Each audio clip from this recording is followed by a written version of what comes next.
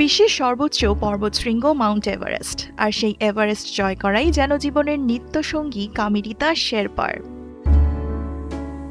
৮,৮৪৯ metre উচ্চতার Mount এভারেস্টে ৩২ বারের মতো পৌঁছে নতুন ইতিহাস করেছেন এই নেপালি শেরপা। ১৪ পিক্স এক্সপেডিশন কোম্পানির ক্লায়েন্টদের পথ দেখাতে গিয়েই অর্জন করেন এই অনন্য কীর্তি।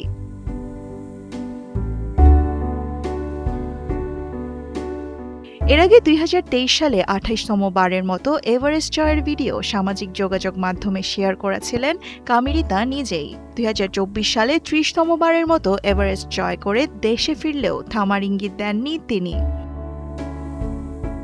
১৯৯৪ সালে প্রথমবার এভারেস্টে ওঠেন কামিরিতা। এরপর থেকে প্রায় প্রতি বছরই জয় করেছেন বিশ্বের সর্বোচ্চ শৃঙ্গ।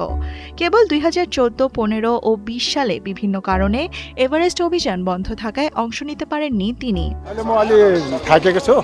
আমি এখন ক্লান্ত, আমি বিশ্রাম নিতে চাই। এখনই ভবিষ্যৎ নিয়ে কিছু বলতে পারছি না। তারপরও আমি হয়তো ১-২ বছরের মধ্যে আবারও আরোহণ চালিয়ে যাব।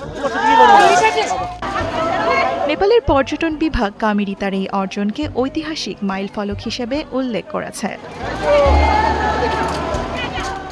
দেওয়ান মুবাশশিরা হোসেন, ৭১।